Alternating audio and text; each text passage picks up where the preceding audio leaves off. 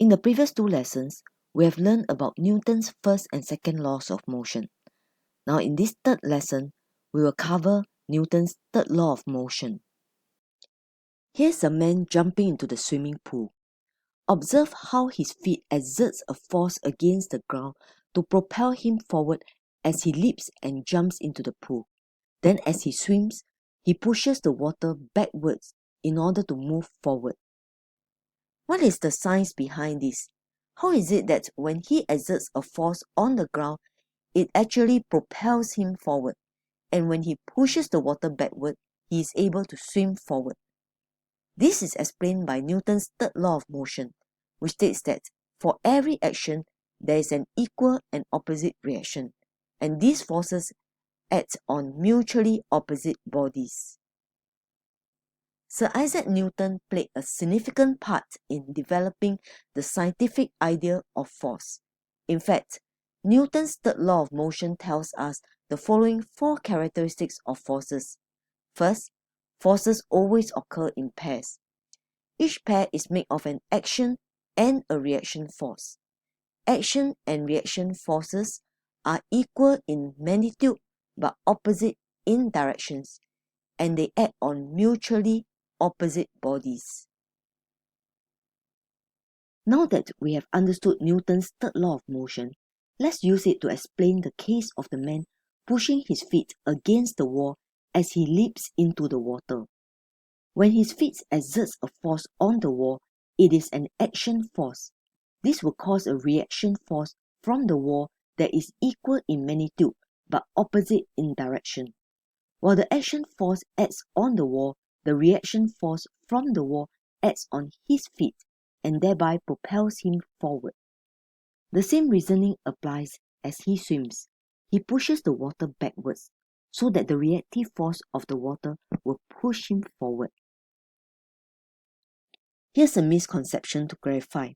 Many students are misled to think that an object's weight and the contact force of the supporting surface is a Newton's third law pair of action-reaction forces. For example, when you are holding a book, the weight of the object is acted upon the book by the earth. The contact force from your hand is also acting on the book. So both forces are acting on the book and not on different objects as specified in Newton's third law. Therefore, these two forces, the weight and the contact force, cannot be considered as an action-reaction pair. Secondly, an action-reaction pair has to be of the same type of forces. Here is what is meant by same type of forces. For example, we know that gravity is a force of attraction that exists between any two objects. There is a force of gravity between the moon and the earth, and between the earth and all objects on earth, inclusive of us and our books. So, if the earth exerts a gravitational force on the book, that is its weight, there is an equal and opposite gravitational force that the book exerts on the earth. This is an action-reaction pair because they are of the same type, that is, gravitational forces. When we are holding the book, while we exert a contact force to support the book is also exerting a contact force on our hand.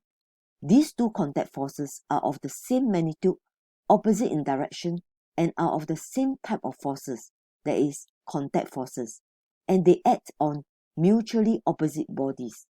Hence, these two forces are considered as action-reaction pair. We will learn more about contact forces in Module 2. Beside the above, here are more examples of forces that are of the same type. Two objects may attract or repel because of their electrical charges. That is, they are both electrical forces. Two objects may attract or repel because of their magnetic fields. That is, magnetic forces. Two objects may be attached by a string and pull on each other. And these are the same type because it's tension forces. Another point to note is that action-reaction pair of forces actually appear at the same time. And we cannot say that one force arises as a consequence of the other. With this knowledge, Let's look at some commonly asked examination questions. There's an action-reaction pair of forces acting on a box that is resting on a table. One force of the action-reaction pair has a magnitude of 15 Newton. It is exerted by the earth on the box.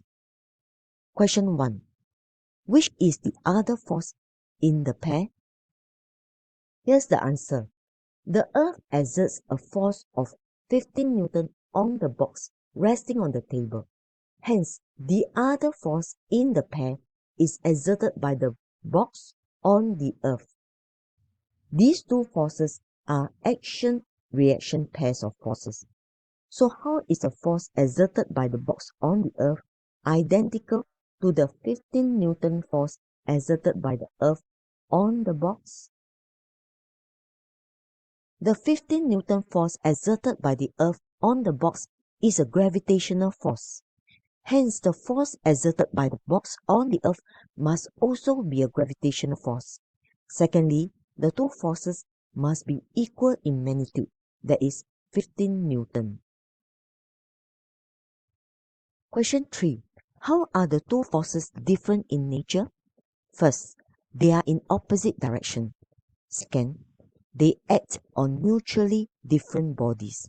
One acts on the box, the other acts on the earth. A final question. Can the 15 Newton weight and the contact force between the box and the table make an action-reaction pair? The answer is no. Why? Because the 15 Newton force exerted by the earth on the box is a gravitational force. It is not a contact force, so they cannot be an action-reaction pair. Moreover, these two forces are acting on the box and not on mutually different bodies. In summary, in this lesson, we have learned about Newton's third law of motion, which tells us that forces exist in pairs, and we have also learned the characteristics of action-reaction pairs of forces. In the next module, we will go in depth to study the different types of forces acting on objects in different scenarios.